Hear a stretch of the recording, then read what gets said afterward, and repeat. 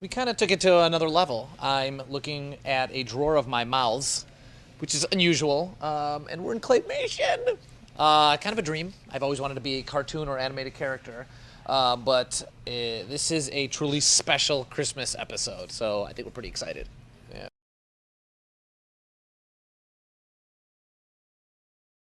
This is our first time actually on the set here, so we've been able to walk through each stage, and this is Gumdrop Lane, just in case you're curious where we are right now. Next door is the Cave of Frozen Memories. And in this episode, it starts off like a normal day in the study room, except Abed notices this is a very special Christmas because we're all in claymation. And some of the other characters don't necessarily believe that they're also animated. And then we end up going on a journey for the meaning of Christmas. It's December 10th, and it's kind of a sad day because every December 10th, Abed's mother comes to visit him, and they watch Rudolph the Red-Nosed Reindeer every December 10th. Abed and his mom. And this December 10th, his mom didn't show up. So it's a little kind of a sad day, and there's something different about this Christmas. So, with the help of these guys here, our wacky study group, we go on a journey to discover the true meaning of Christmas.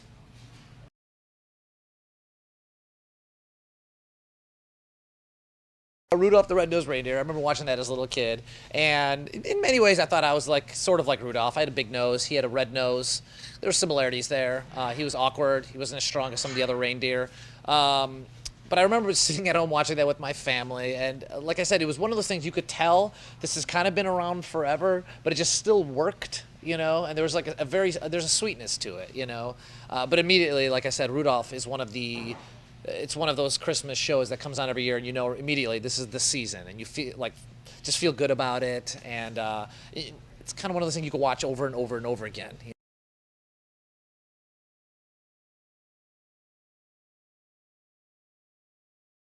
I've never understood how they actually make any of these claymation things until we came here, and then I realized it takes a lot of time. These guys it's very detailed. I mean, it's like setting up these things for individual shots. Like I said, there's a drawer here. I have 16 different mouths here. Some of them are based on whether or not I'm saying a word with consonants or saying ooh, ah, e. They're all very different. And just seeing stuff like this terrifies me because I realize this is a job I could never do.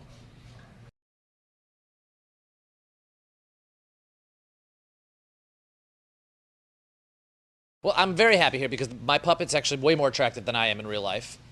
Let me take a look at that. I don't have a mouth currently, which is probably very good for most people. They're probably happy about that, my mom especially, and my wife.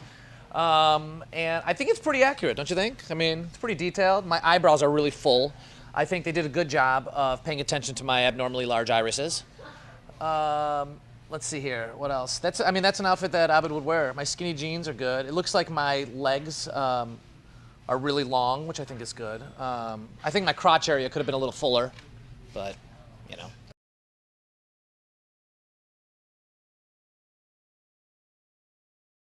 I like topless baby Shirley. Let's see here. I mean, they're all pretty. This is the scary part because they're all really true to life. You got Ballerani, you got Brittabot. Wizard Duncan's pretty funny. I actually like the robe. He looks like a laser lotus. If you watch our show, you'll get that. Troy Soldier, Jeff in the Box. Teddy Pierce is probably the cutest thing ever. I mean, look at that thing. Sometimes I think we all wish Chevy Chase was really a little bear.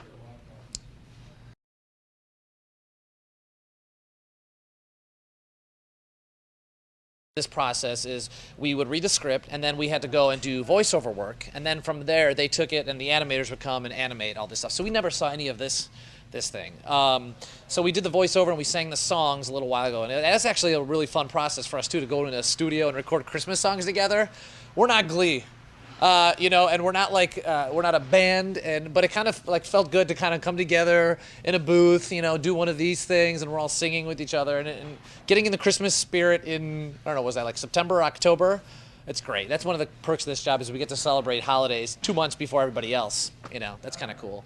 But this is, like I said, this is our first time coming in here and seeing what they've done based on our voice work and all that. And it's fun meeting all the people here who have been creating our dolls. And it's been interesting because they're like, hey, how's it going? I've been working on your doll for the last, 2.5 months.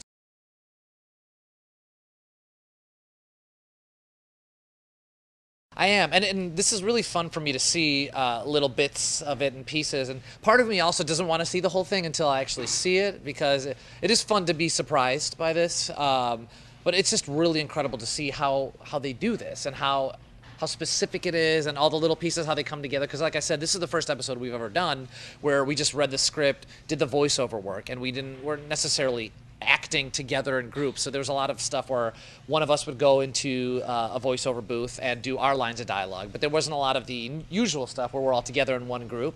But I got to see the study room. I got to see our cafeteria. They look really, I mean, they're so real and so, I mean, vivid. So I'm excited to see how this is all put together. And I'm also really nervous because we had to sing a lot in this episode. Ugh. We'll see what happens.